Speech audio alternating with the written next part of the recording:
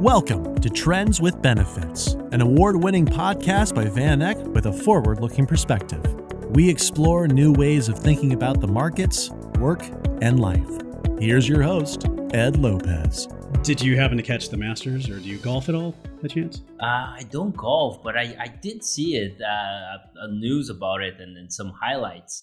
I'm a big sports fan overall, so I try to stay tuned to what's happening major with sports, so it's nice. Yeah, it was interesting. I love to golf. I don't love to watch it typically, but for some reason I turned it on and I was quite surprised. My girlfriend started watching with me, and I taught her how to watch what was going on, and she doesn't golf. And then she got really into the Masters, and to the point where I wanted to get up and go to the store. She was like, no, let's finish this. I'm like, okay. So I spent a lot of time watching the Masters, which was cool. So maybe I can get her out to the golf course and hit some balls next. It's interesting when you watch this pro sports and the next day you feel like you just want to go out and try it out, but you saw on TV, right? Yeah, no, totally. Then, you saw that the young amateur, doing so well, hanging with the pros. I was like, all right, that makes me want to get out there and give it a go. And I would quickly get frustrated, and my golf career would be over. But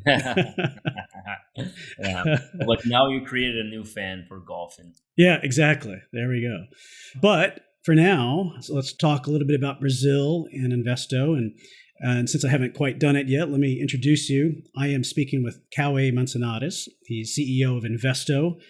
And I brought him on so we could talk about Brazil and what's happening there. I feel like there's been a lot of energy in Brazil over the last few years, and wanted to explore it from both the local side of it, the local economy and opportunities perhaps that he sees, but also from a foreign investor standpoint, where the opportunities might be, or understanding that market a little bit better. So again, Caue, thanks for joining me today. Of course, thanks for having me. It's a pleasure to talk about all these things. And the de-dollarization, it has a lot to do with the state of the Brazilian investment market for the foreign investors and how they are viewing Brazil in the middle of this dynamics in the global trade business and the global situation with the war and everything that's going on. Brazil is on the spot frequently. And that happens because there are not many alternatives when it comes to emerging markets. When you say, okay, international investors want to have exposure to emerging markets, Brazil is too big to ignore.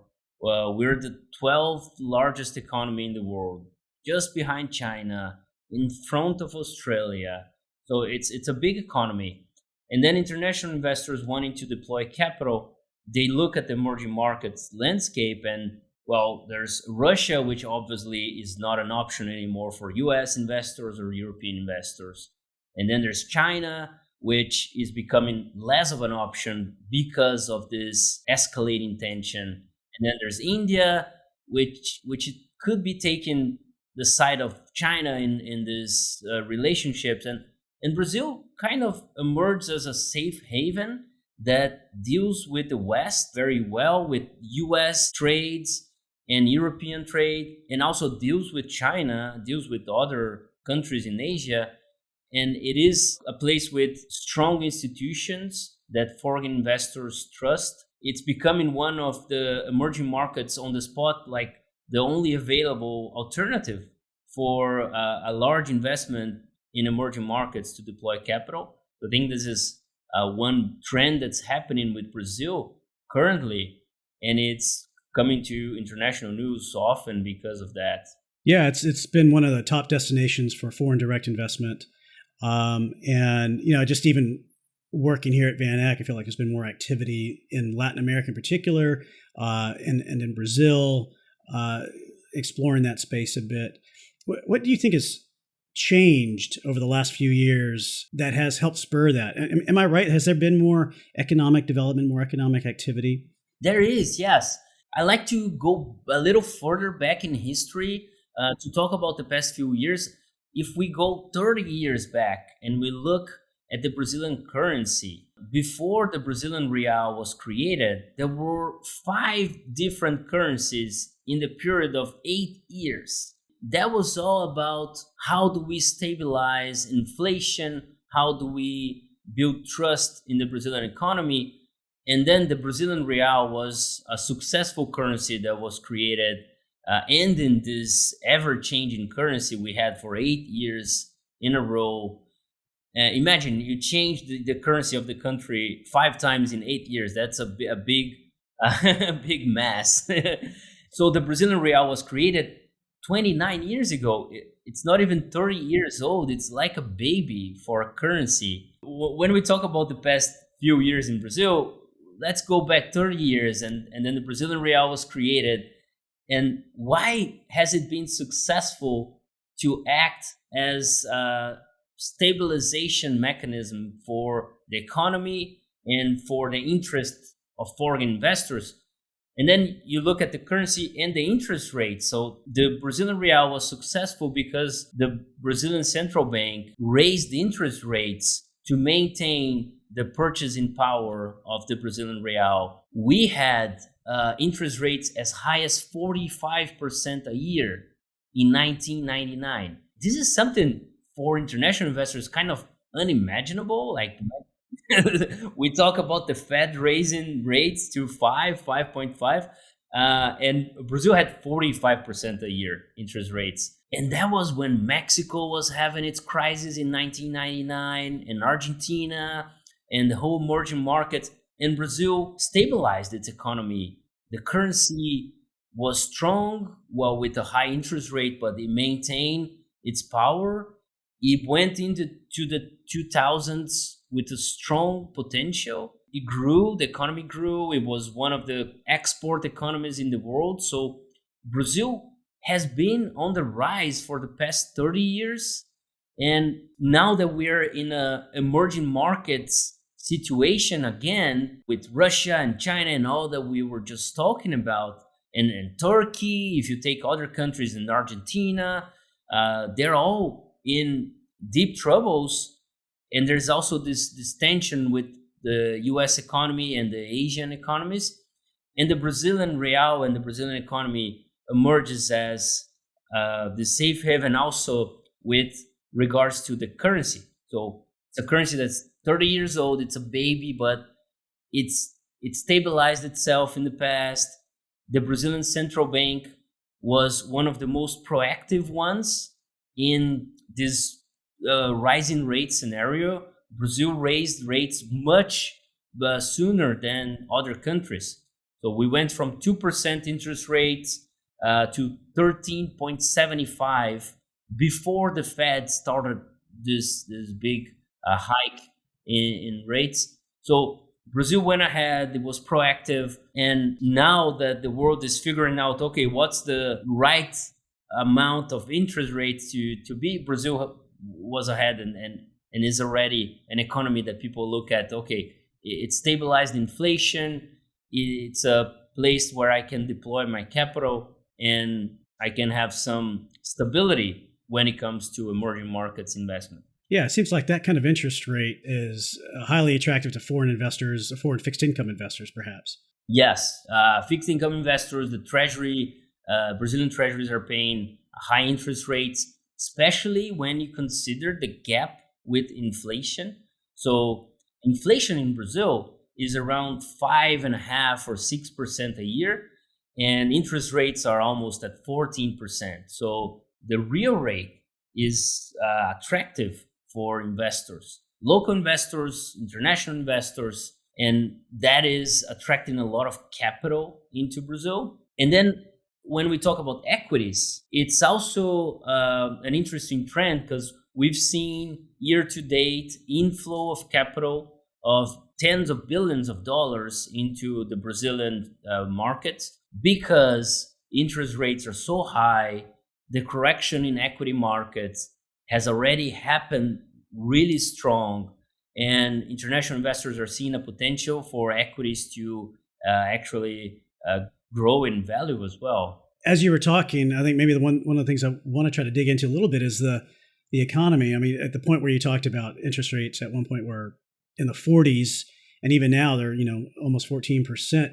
What allowed the economy to grow from that level? I mean, wouldn't those super high interest rates be kind of a headwind? Yes, it's it's funny because whenever I talk to any international investor or anybody, when you say 40% interest rate, they're like, "Oh my God, what was going on?" But then with that ability to raise rates and that boldness, right? You raise rates up to 45%. It demonstrates the commitment from the government to stabilize the economy and then bring interest rates down. So the movement up is very painful, but the movement down actually helps the economy and it creates this positive momentum. There's one thing also that's worth mentioning, that after interest rates were 45%, it started to come down. But then in the 2000s, there was a big commodities boom. And guess who is a big commodities export? It's Brazil. So Brazil was able for about 10 years to accumulate US dollar reserves. So the government has around $400 billion of reserves in the central bank, and it acts as a cushion to whatever fluctuation you need. So interest rates don't need to go as high as they were before because there's some dollarization of the reserves in the Brazilian central bank that helps maintain purchasing parity with the US dollar to some extent and not grow interest rates as high as they were before. Do you think that the interest rate cycle there in Brazil then is has peaked? Oh, that's a very interesting question, Ed. There is a big debate now, and if you read the local news in Brazil, you see that the government, the current president, is fighting with the current president of the central bank because the central bank is independent. They have an interest rate that they consider appropriate, while the government would like a lower interest rate. So there's a big pressure to lower the interest rates to allow the economy to grow, to allow a rally on the Brazilian economy, on the local companies. And the central bank says, hey, we need the economy to stabilize itself first to give us room to lower interest rates. The big situation is a government that spends a lot or wants to spend a lot. But if they do that, then we have not reached the peak of interest rates because they should keep going up to balance this government spending. If the government gets into an agreement where they won't spend as much, they will have some responsibility, some fiscal responsibility, then the central bank may see room to lower interest rates. In the short term, it could be anything, but in the long run, I believe it shouldn't be as high, right? Interest rates shouldn't be at 14% forever. It could be an opportunity to get into this fixed income while they're high. And as I think about the equity market, I have a slightly biased interest in asking this question, but given that the interest rate cycle started, I guess, I don't know when it started, most recently, a while ago, I guess, or at least before the US started. And you talked about how that affected equity markets in Brazil, and maybe there's some opportunities to buy in there.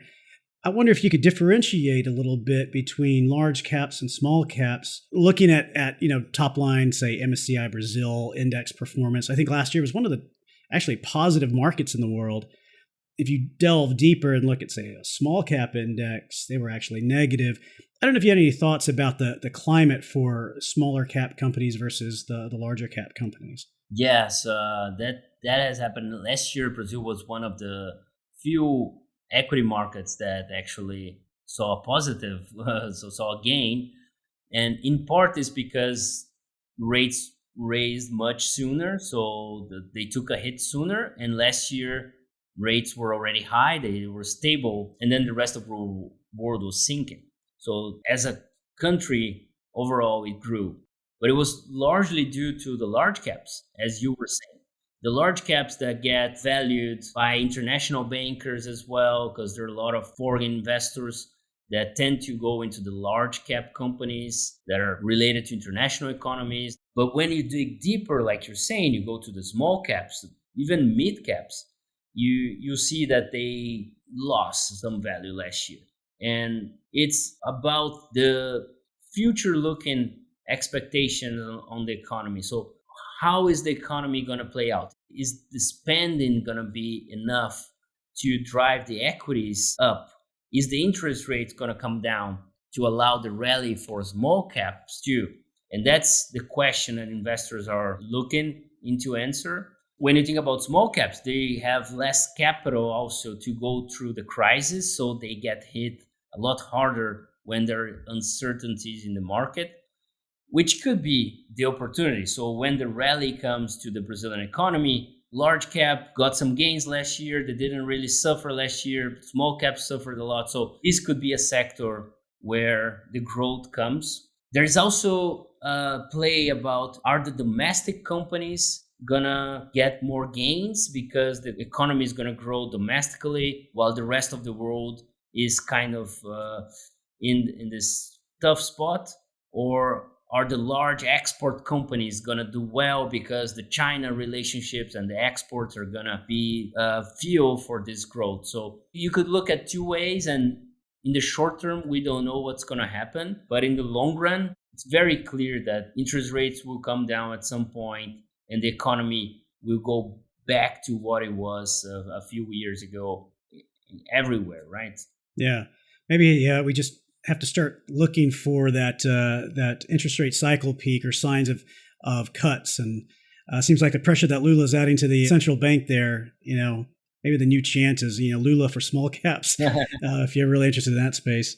Speaking of the new president versus the old president, Bolsonaro, I guess, passed a lot of new legislation, hoping to, was it simplify tax policies and enhance the way that business is done.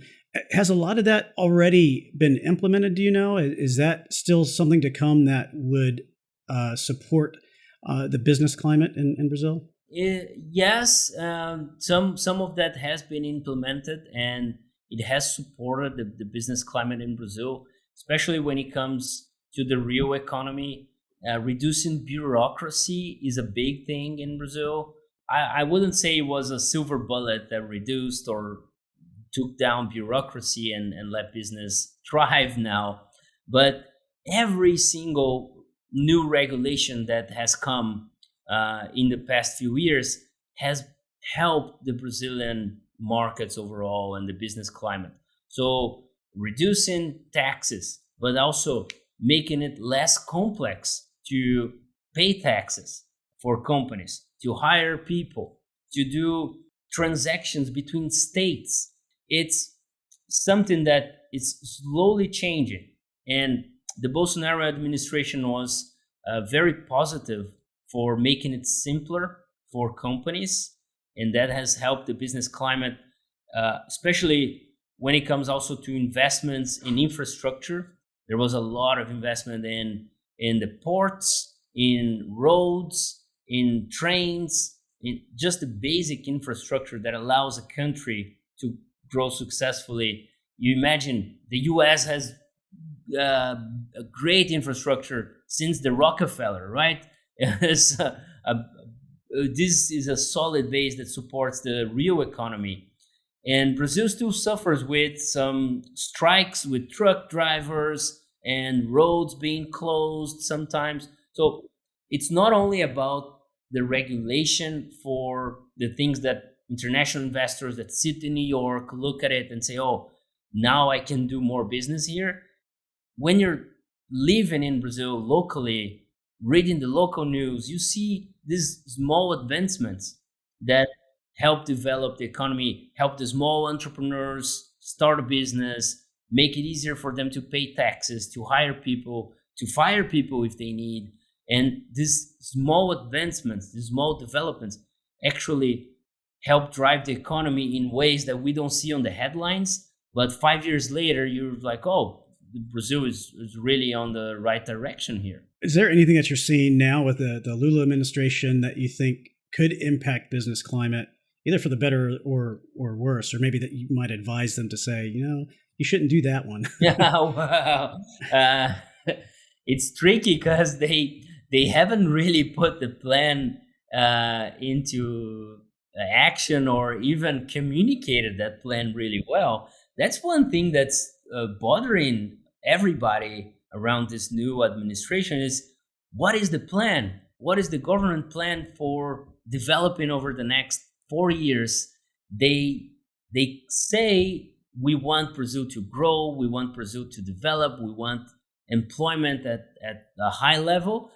but they're not actually presenting a solid plan for doing that. It was just recently that the economy minister presented a new framework for government spending that is still being debated because it's very unclear. We hope that in the next few months, we will know where the government wants to take the economy, and then people can criticize or they can get behind it. As of now, the government's saying we want to spend more money and we want to make more money, but where are they going to spend and where is this government revenue going to come from? They haven't told anybody. They haven't said we're going to tax this or that, or the economy is going to grow, so we're going to make more money here.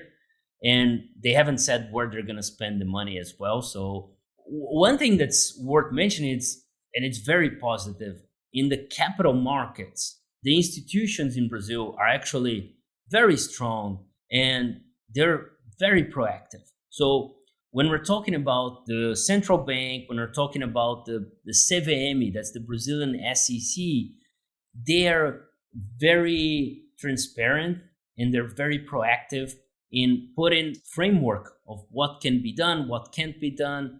And that actually helps financial services companies to do investment funds or equity markets, because investors feel like they have stability when it comes to the capital markets in Brazil.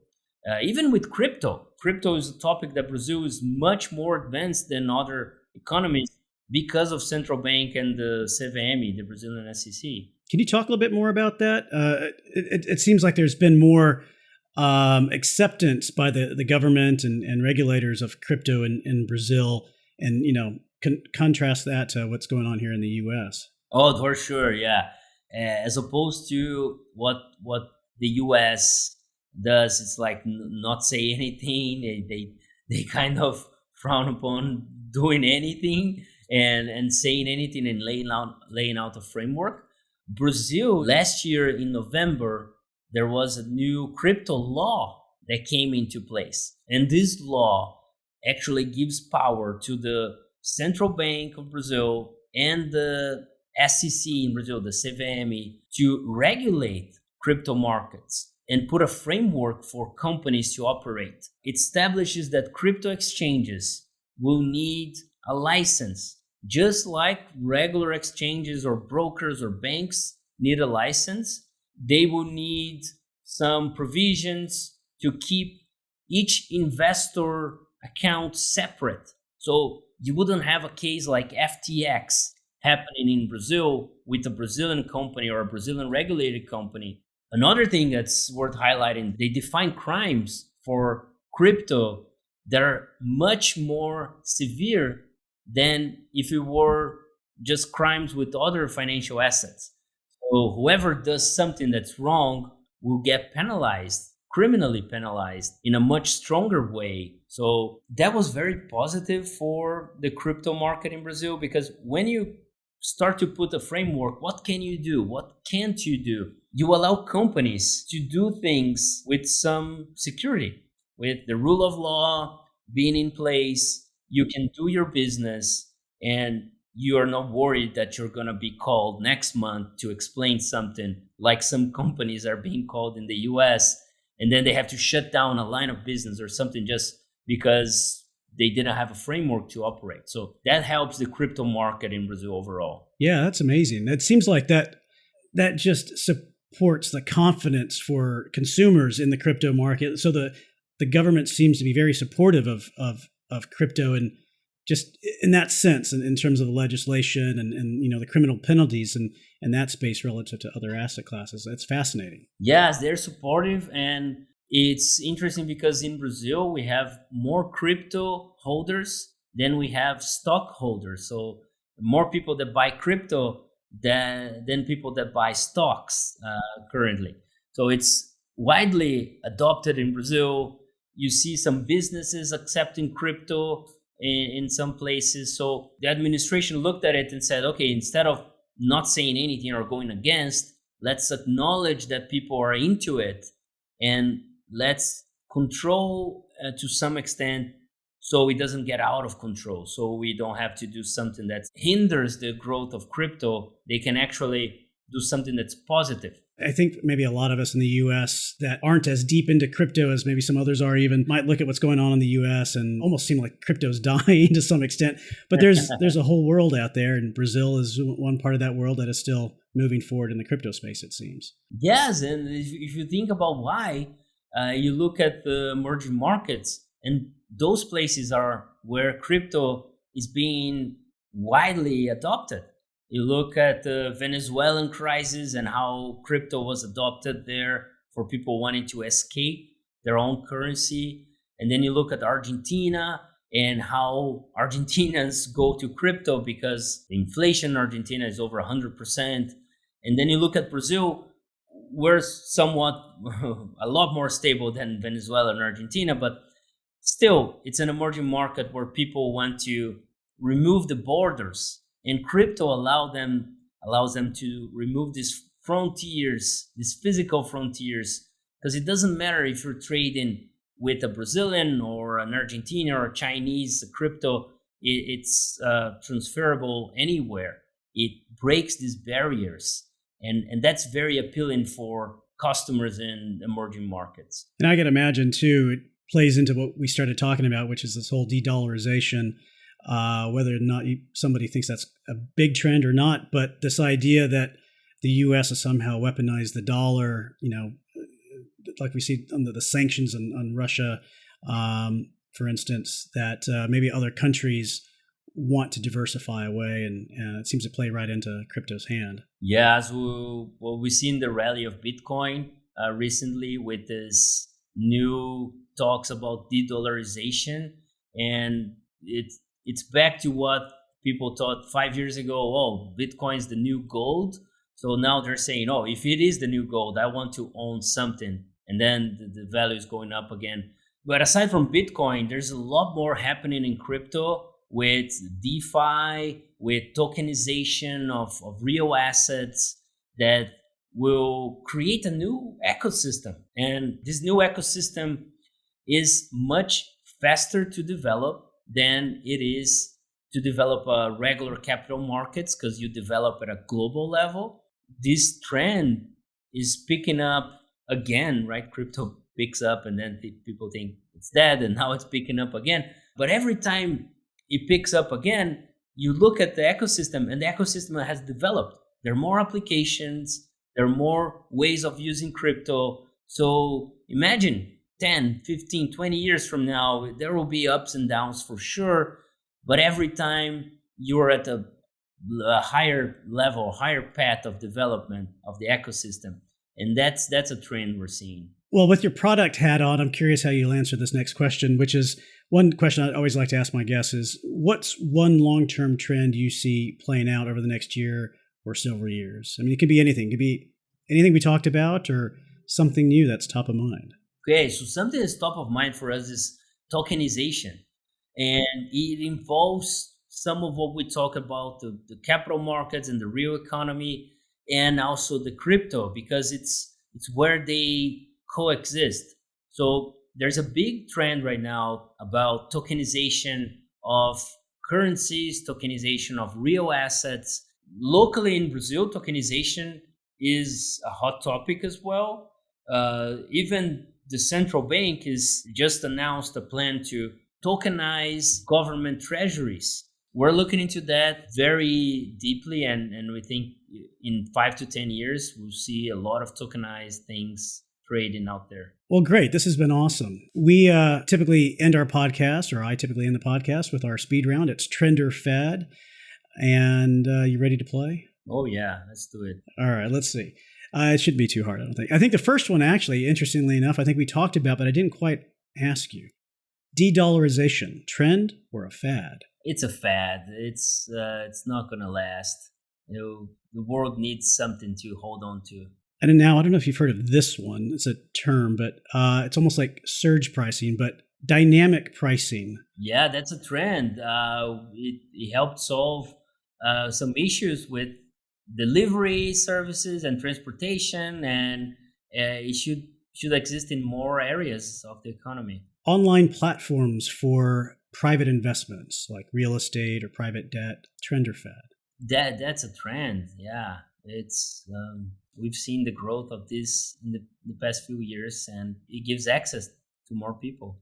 And now, as the CEO of a company, I'm kind of curious about this one and how you're dealing with it.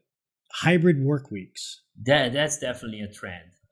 We have a hybrid working model, and it was kind of forced because we were born in the middle of the pandemic. So we have an office, but we couldn't have anybody in the office. So we started to hire people distributed, and now we cannot go back to the office because we have people everywhere in Brazil, and so it's definitely a trend for many companies. That's great. Well, cool. That was easy, right? Oh yeah, it was fun. Well, Caue, again, thank you very much. I really enjoyed the conversation. I think we covered a lot of great ground. Yeah, I really enjoyed it, Ed. It was a pleasure talking to you. It's always good to talk about Brazil. We're patriots in Brazil, so it's nice to get some attention to our economy. And it was very enjoyable conversation. Thank you. I appreciate it. And thank you for tuning in to another episode of Trends with Benefits.